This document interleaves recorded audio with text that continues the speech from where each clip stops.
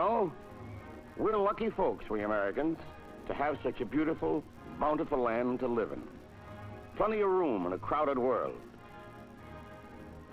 Plenty to eat. Storied kings and knights of old had far less of the good things of life than we had. And we're free. We govern ourselves. We worship as we please. We work where we please. And share fully in what we produce. We come and go as we please. No iron curtains here.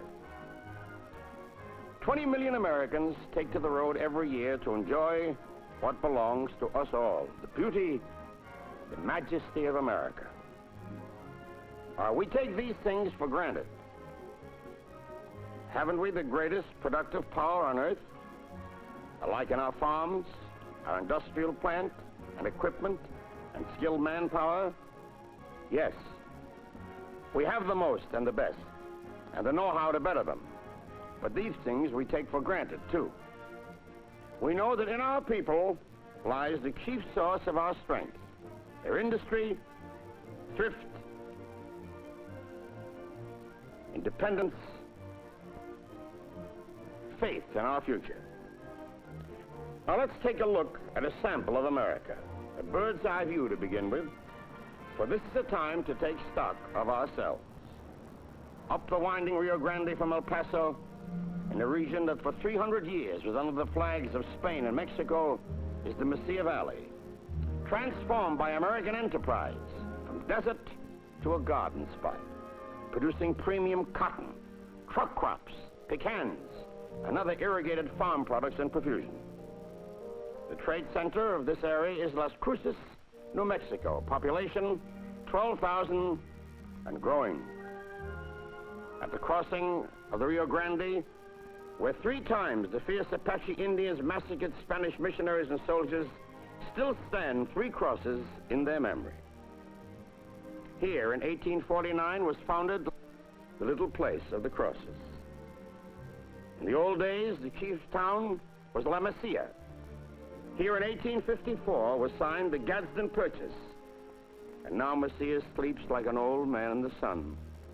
Little change since the days when Billy the Kid strutted these streets to his sudden end. At the modern city of Las Cruces, the old West meets the new West. The new county courthouse in Pueblo style is the home of American justice. Now, the public library might not look like yours, but its books can tell the people the truth all the time. The Chamber of Commerce is as progressive as any in the land. And the Americans who live and work here are very much like Main Street folks everywhere, proud and glad to be Americans. In Las Cruces, as in every American community, good citizens are banded together in civic, service, fraternal, women's, and veteran societies. 40, 50 million strong.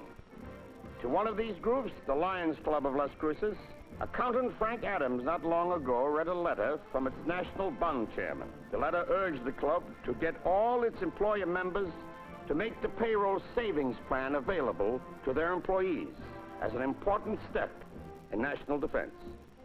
It suggested that they join forces with other clubs under the local bond chairman with the advice and aid of the state director.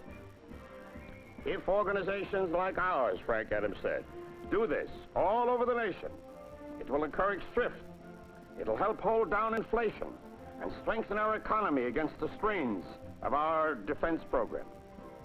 If you employers will install this easy automatic plan for buying defense bonds on partial payments, it'll help our country, our community, and ourselves. The club voted to sponsor the project. 16 employer members told Frank to send their names to the Treasury for free materials to install the plan. When the 16 cards filled out in one man's hand came in one morning's mail, the Treasury was interested. It found the spark had spread so that 15 clubs were planning to put on a citywide campaign. The Committee of 15 met with County Bond Chairman Jess Weir, and Secretary Clint Smith offered the Chamber of Commerce as headquarters and the use of its list of employers. Women volunteers checked the lists and filled out cards for the solicitors. First, the 15 bond chairmen signed up their fellow members. And since half the employees in town belonged to one or more of these groups, the job was then half done. Volunteers divided up the remaining cards and canvassed other employers in their own lines of business or profession. John Vanoy, auto sales and service, got Pablo Ledesma to install the plan. Pablo promptly signed up his son to start payroll savings. Mayor Samuel Klein signed the employers in his furniture store, including Marcelo Morales, Tewa Indian, whose ancestors came to this valley in 1682. Life insurance underwriters all over the country today are selling the plan to industrial and business firms. Pat Campbell, Jr. also signed up professional men like Dr. Paul Jones. When Weldon Bomar asked Avon Fielder to go on the plan, Avon wanted to know, what's this going to cost me? Nothing, said the boss. The bonds you buy on payroll saving are part of your take-home pay that grows. All the while you hold on to your bonds. Being an important highway junction, Las Cruces has a good many restaurants. James Carroll, who runs the Tortugas Trading Post, explained the plan to waitress Rose Flores. Flores, of course, means flowers in Spanish, and this is a rose of New Mexico. Prosperous farmers mean a prosperous Main Street. Farmer J.K. Candler signed up with banker Stanley Alcott. And so in a month's time, by working together and dividing the work, the bond volunteers brought the number of payroll plans in Las Cruces up from only 4 to 238, over 93% of all the employed town. And for this remarkable achievement, the Treasury awarded Las Cruces the honor of being the first defense bond flag city in the nation. And when the flag was presented, they really went to town.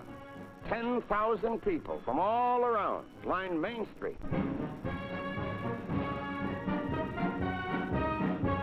The band came down from Holloman Air Base.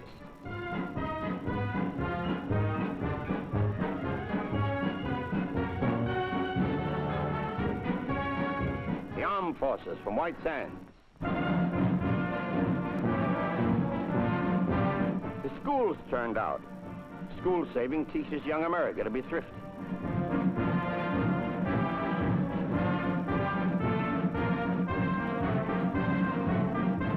The 15 organizations of men and women that had done the job are all represented. Here comes the sheriff's posse, but instead of the blazing 6 guns of the old frontier, Las Cruces is keenly interested in new weapons to stop outlaw nations from shooting up the free world. For in the desert just across the Organ Mountains is the proving ground where the Army and the Navy test guided missiles. The Navy's Viking is about to set a new record for a single-stage rocket.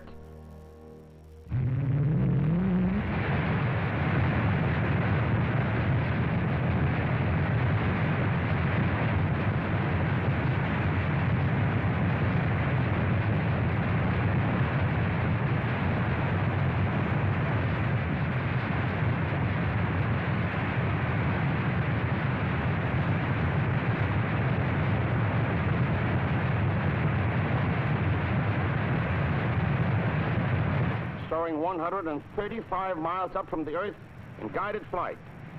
It will land 40 miles away, but it could go a lot farther. Peace is for the strong. On this Main Street, the defense of America is something really close to home. But so it is in every city street and country road, for every community has sons and daughters in our armed forces. Private First Class John W. Passon, Borger, Texas. Sergeant First Class John T. Faircloth, Jacksonville, Florida. Corporal Axel Williamson, Inglewood, California.